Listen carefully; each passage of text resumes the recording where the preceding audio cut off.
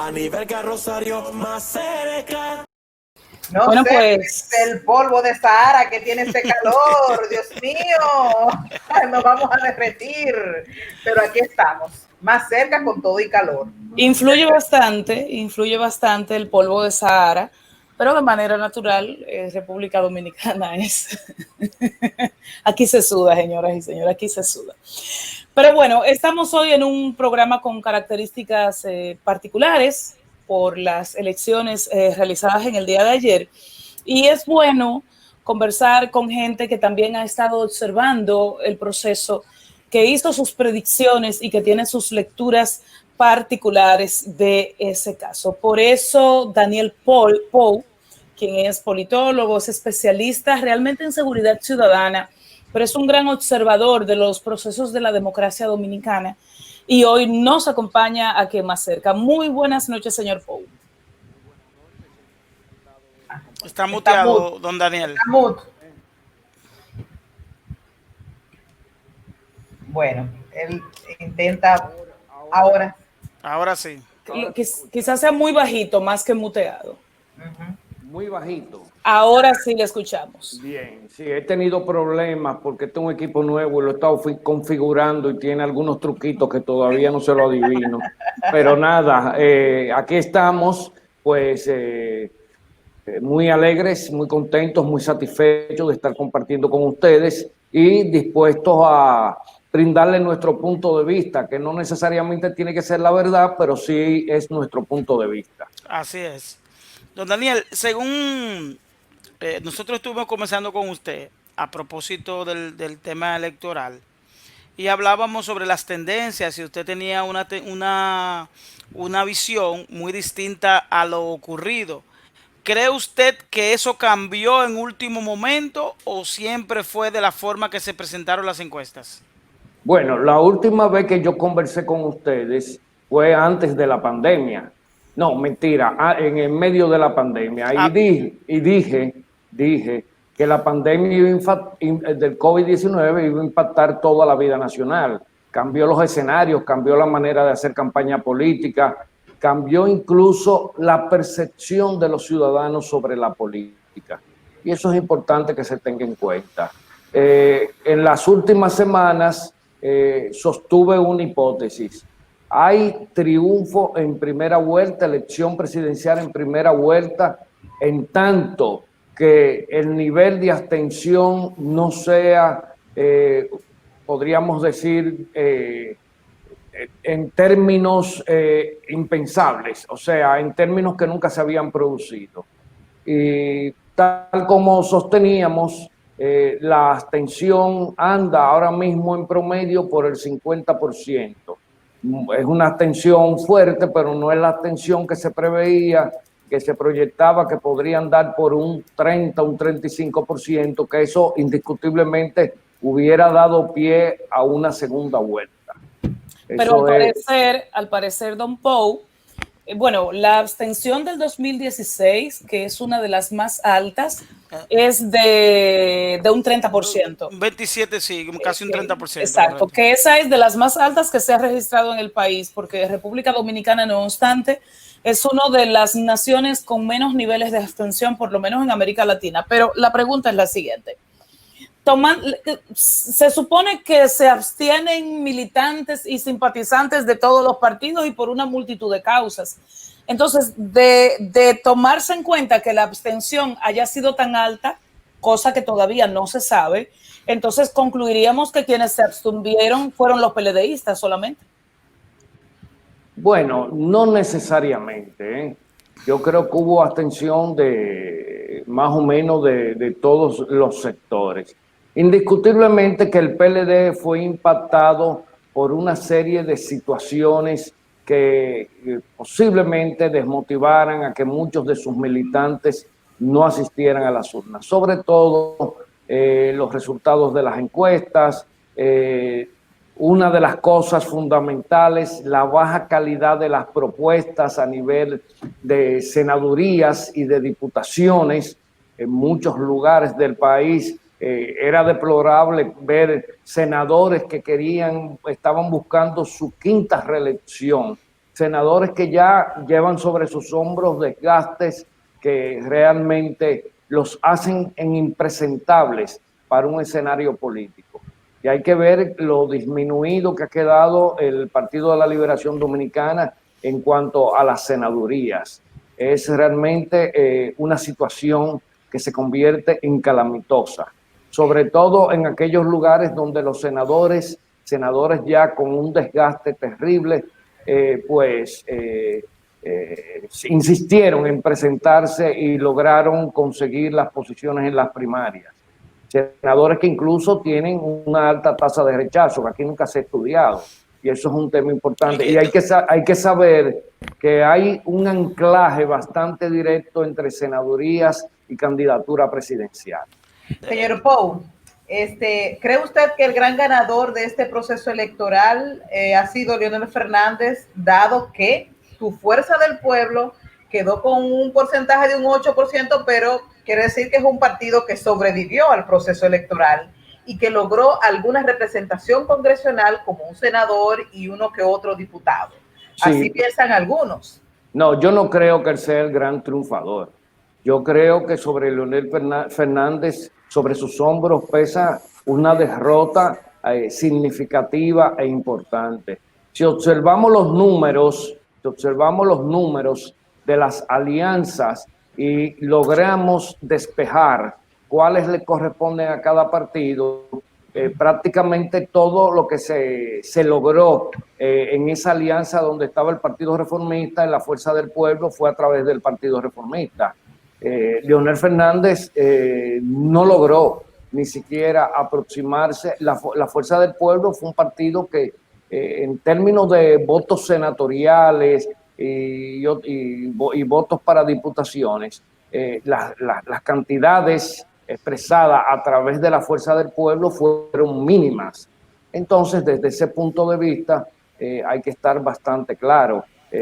No hay que sublimizar la derrota es dura y hay que aceptarla como tal. El doctor Leonel Fernández, al contrario, va a salir con una imagen muy deteriorada.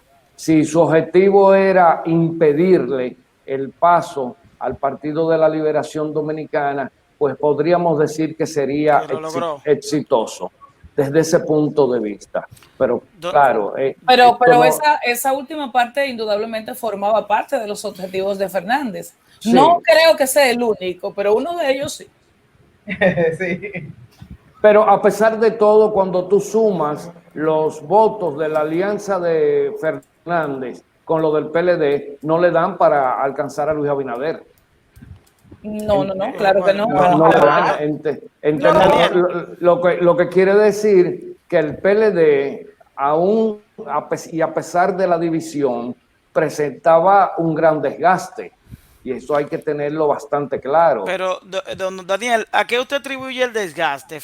Me refiero, la propuesta, el candidato, el hartazgo, la obra de gobierno. Es decir, ¿qué influyó para que el Partido de la Liberación Dominicana, que hasta hace poco presentaba un Danilo Medina con unos números de un 65% y una valoración de un 50% y cae en un 35% promedio? ¿Qué falló?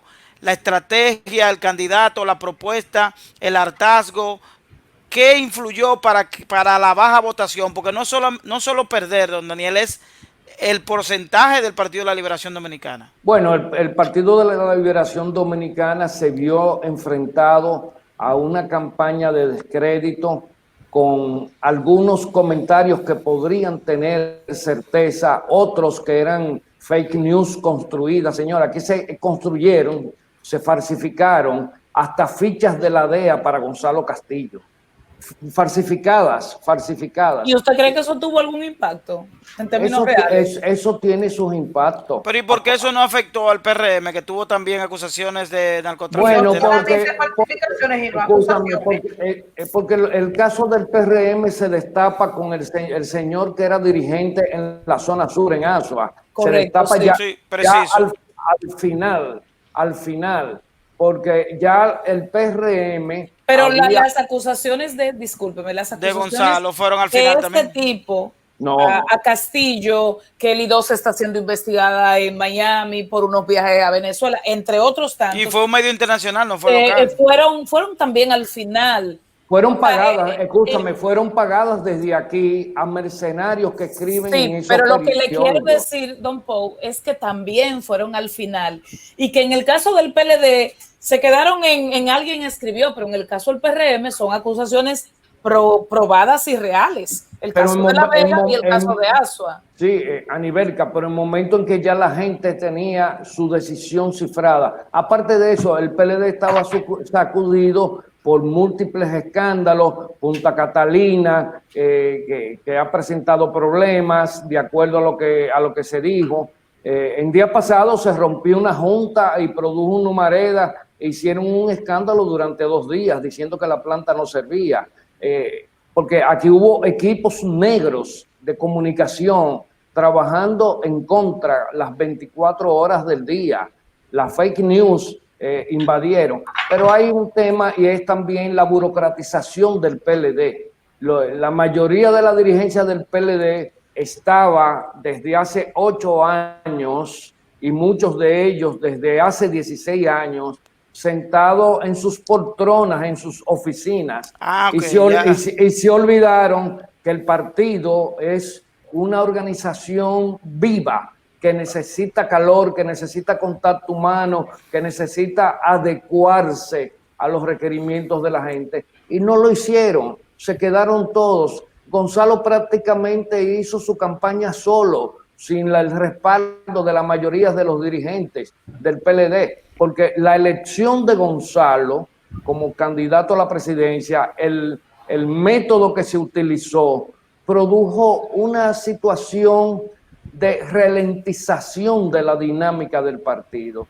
Primero, porque Gonzalo no era de los dirigentes históricos. Segundo, porque había muchas personas que aspiraban a ser el candidato del Partido de la Liberación Dominicana.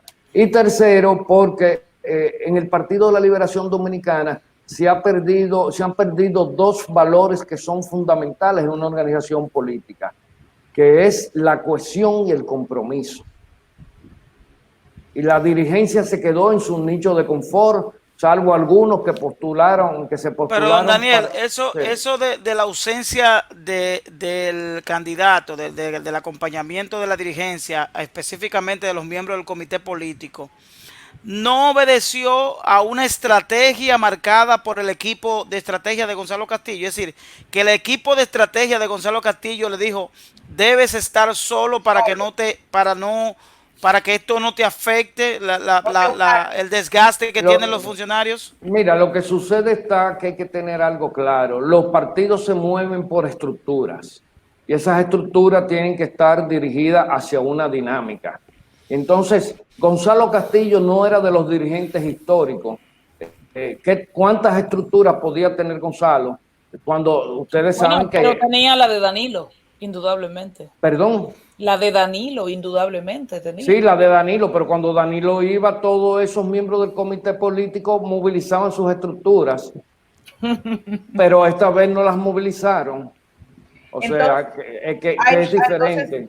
Entonces ahí hay una lectura de que ciertamente desde el interno y las altas esferas del partido dejaron solo a Gonzalo en la campaña. Y otra pregunta, ¿cree usted, como dicen algunos, que el PLD recibió un voto de castigo por todo esos temas de denuncia de corrupción, de Punta Catalina, de que hay de todo el proceso de que los jueces están comprados, de Miriam Germán, que fue vilipendiada en un proceso de selección de los jueces? Todo eso fue un voto eso fue como caldo de cultivo para este voto de castigo. Sí, indiscutiblemente que el esquema de voto castigo operó. Yo no digo que Luis Abinader ganó, digo que el PLD perdió. Ah, ok. O sea, eso lo tenemos bastante claro, porque todavía Luis Abinader, primero, Luis Abinader no es el dirigente político con el gran liderazgo, el gran perfil de aglutinador de fuerza. No, lo que sucede está que se dieron toda una serie de confluencias, de circunstancias que indiscutiblemente que lograron aglutinar el voto castigo en contra del PLD. Aparte de que el PRM fue muy hábil en su estrategia de comunicación, de la cual fue muy bien elaborada. Hay una estrategia de la comunicación que está en las sombras, pero había una estrategia de comunicación que estaba a todas vistas. Y la primera faceta en ganar la batalla fue lograr intronizar en la mentalidad de la gente que ellos eran los seguros ganadores. Entonces, lograr que el SEBAN lo asumiera una mayoría importante, lo bailara la gente. Sí, un colectivo, o sea, y ya ahí desde el momento que tú logras eso, tú tienes la mitad de la batalla ganada. Pero tomando en cuenta, disculpa Dari, que el PLD, claro, la misión de todo partido es ganar, ganar, ganar y ganar. Pero tomando en cuenta que ya tenían todos estos años en el poder y que el poder desgasta la vida partidaria, ¿no tiene algo de bueno inclusive para el PLD partido tener como esta pausa y dedicarse a lo de ellos internamente? Bueno, claro, ahora mismo la alta dirigencia del PLD primero tiene que plantearse que tiene que haber una renovación. No podemos seguir con todos estos sepulcros blanqueados que han fracasado como políticos, que han fracasado en el Estado. Hay una serie de funcionarios fracasados. Nosotros tenemos ministros que son ministros porque tienen el nombramiento, pero no porque tienen una trayectoria de ejecutorias que lo consignan como ministro. Por eso el Ministerio de la Presidencia, en manos de Gustavo Montalvo, tuvo que concentrar tantas atribuciones, porque los ministros que ocupaban determinadas áreas no eran capaces de desarrollarlas. ¿Y eso no era un elemento para que se vayan? ¿Para que la población valorara el hecho de que se fueran del poder? No, eso no se percibe en la población. Claro, eso lo que demuestra que el gobierno de Danilo Medina se manejaba con una alta concentración de las funciones y una gran parte de los funcionarios lo que hacían era parasitar desde sus ministerios y sus direcciones generales. Y eso era una cuestión que se percibía. Aparte de que el partido perdió la conexión con las capas medias, que eso es otro de los temas fundamentales. El PLD era el partido de la clase media. Ahora pasó a ser el partido de la clase baja y más baja, ¿eh? Bueno, sí, no, pero oigan en parte porque se lo digo, porque formó parte de la estrategia de vender a Gonzalo Castillo. No por casualidad daban gas propano en la vía pública. Claro. Y pan en las noches tampoco. Don Daniel, hay un elemento que llamó poderosamente la atención en la campaña y fue el